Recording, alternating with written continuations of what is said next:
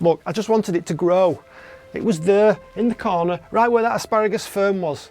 We got on great for ages, but it just one day I come in and it was yellow and the leaves were dropping and I'm sorry. And we are in. Okay, apologies for the hamming it up. God loves a trier. Give me a thumbs up if you thought it was worth the effort.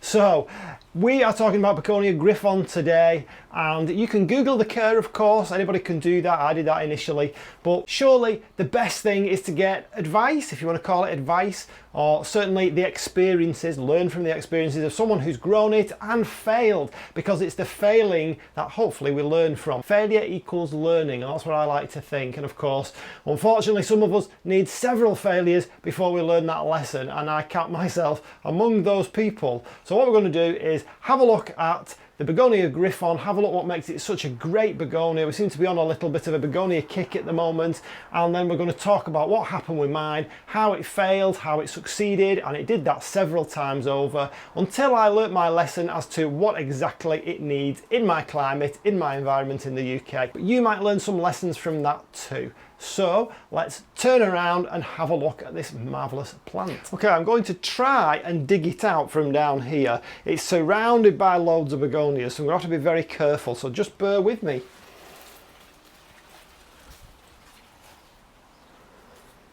Okay, so here it is, Begonia Gryphon, also known as Begonia Pegasus. You can see mine is a particularly fabulous specimen at the moment. You wouldn't have said that about a month ago, and I'll tell you why in a second, but we will just have a quick look at what makes it so good. Now at the moment, by the way, mine has this kind of long blank section here, mainly because of where I've got it, because I've got the whole of the bottom section covered with other begonias, so I've allowed it to do that, and obviously it's not growing new leaves down here because it's sheltered from the light. So the bit that the light is getting to, then the result is that. But let's have a look. So you've got these fantastic leaves here with supposedly they look like a Pegasus, the mythical creature Pegasus, but they're kind of like a star-shaped leaf really, with a lovely silver on them, the green stripes down them, and then you've got this beautiful burgundy underneath. And if we can somehow try and zoom in onto the stems, the stems are really quite interesting as well. There's a few dead bits hanging off here. I don't get this out very often. But it looks really interesting to me. I think it's a nice plant all over. It is a cane type begonia from the kind of loose groupings of begonias. This is also known as Begonia Pegasus, so if you do see Pegasus then you'll know that this is the same kind of a plant. So Begonia Gryphon is a cultivar, so it's one that's been picked in particular, it's a hybrid obviously, it's been picked in particular for its particular type of characteristics that give it this such a kind of statuesque and attractive nature. It's just a leafy plant with beautiful foliage, with lovely underside colours, lovely topside colours, and it grows really well in the right conditions. And it's supposedly known as being a fairly easy to grow begonia. We'll come to that in a second. So why has mine gone from thriving to dying over and over again? Well, three main factors. Of course, there are many growth factors that affect these kind of plants, but for me, three factors: light, temperature, and watering. Watering is the least of them in my situation. So let's go through light first of all. So this is literally a plant that you can move it 1 foot one side, 1 foot the other side, and it will suffer depending on how much light it's getting. Most people tend to know begonias as shade-loving plants, but you've got to be careful with that because it's very subjective. I had mine literally in that corner there, and I moved it from there to where you saw it just behind me. So that's literally about 2 feet, maybe about 80 centimeters to one side, and that made a huge difference. Now that's not happened to me just the once, that's happened to me before. It happened in the greenhouse, the same thing. Moved it from a position where it appeared to be exactly the same kind of light, but when you actually look carefully and test it with a lux meter, you'll find that there is a difference. And really, you know if things aren't going right, the chance chances are, provided you've got your temperature right, that you've not got it in enough light. It needs the light. And when it's not getting the amount of light that it needs, it will start to decline rather rapidly. And it will not produce new shoots. It should always be producing new shoots. And as I can see on here, there's loads of new leaves coming on it. It is in a really kind of, there's one falling off there.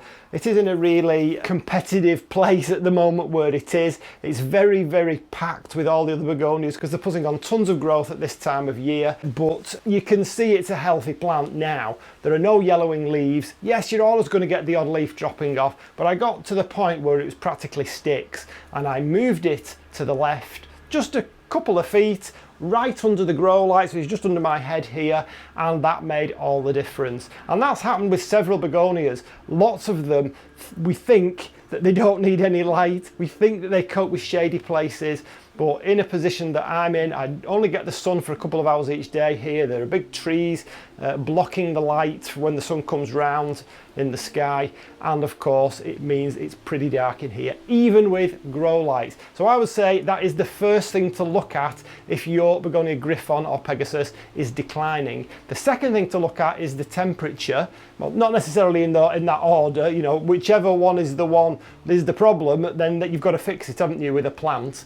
But I was assuming that you had the temperature right. So because it's a house plant, for most people, they're not likely to have the temperature too low. For me, I tend to keep it in here at about 17 degrees Celsius. The magic number for me has been 15 degrees Celsius.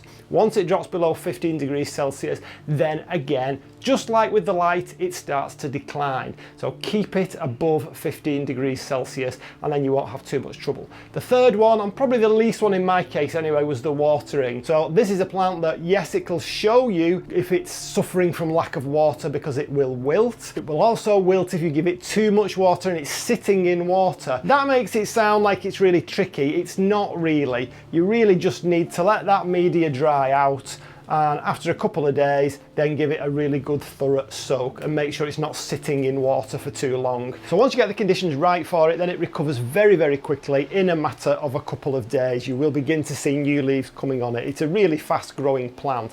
My one is about as big as they supposedly get. This particular cane begonia, the information says about 45 to 60 centimetres. Mine's probably about half a metre at the moment. I don't really want it to get any bigger. Unlike many of the cane type begonias, if you cut off the growing tips, you can see the growing tip there, new leaf coming, then it will bush out further down the plant. So if I had this in a position where there was light all around it, I could easily cut out those growing tips and get these bottom stems to actually sprout with new leaves. I've only actually repotted it once, so in terms of potting media, it's nothing complicated, just something that's fairly well drained, something like a multi-purpose compost, a little bit of perlite added into there should do the trick. Now, as far as propagation goes, I've only tried it once with this particular method, mainly because the leaves are so big, so you can actually do other methods with it, but if it works in water, then why not just stick it in water? So this has been in the same water for a while, and you can see we've got some roots on there. I'll try and hold it up so you can see, and it's also got some new leaves forming as well, so that needs actually planting out, and then we can have another one of these marvellous begonias. So for pruning, you can prune it whenever you like, provided it's in full growth. Obviously if it's in some kind of decline, then I wouldn't tend to prune it at that point. You really need to make sure that it's either springtime or it's just in full growth. Now in the UK, if it's a house plant, then it's going to be in full growth most of the year round, unless it just happens to be a little bit lower temperature or the light is not really that great. Humidity, like many begonias, it likes a high humidity, but it will tolerate medium to low. I certainly won't give it really low humidity, but it will tolerate medium humidity, definitely. I wouldn't worry too much about that. Doesn't need to be in a terrarium, doesn't need to be in a place where the humidity is like above 60. I'll probably say 40% and above, and it should be okay providing you keep on top of the watering, because obviously lower humidity means you're going to have to water it more. As far as fertilizer goes, I give it something called this slow release pellet, which you actually put on the top of the surface, and then whenever you water it, that brings the nutrients down into the media. And I would do that once every 6 months, because the Miracle Grow pellets that I use tell you that they will last for 6 months. Saves me a job anyway. So it's back in its home now, surrounded by all its other begonia friends, and I'd like to know if maybe you could put in the comments what's your experiences with Begonia Gryphon, or Gryphon if you prefer to pronounce it like that, or Begonia Pegasus even. Can you tell me what's your experiences with it? Have you had any trouble with it at all? Does it grow really well for you? Do you get the yellowing leaves? Have you learnt something that I've not mentioned? Please tell me in the comments. I'd love to hear from you. And the thing is, if you enjoy growing begonias, then you'll want to get into propagation of them, because there's nothing better than sharing the fruits of your labours with your friends and family, or just increasing your stock. Then you will want to watch this video at the end here. And I've had my first subscriber, my first member has signed up, and no doubt you'll see them scrolling through the credits anytime, just about now. See you on the next one. Bye.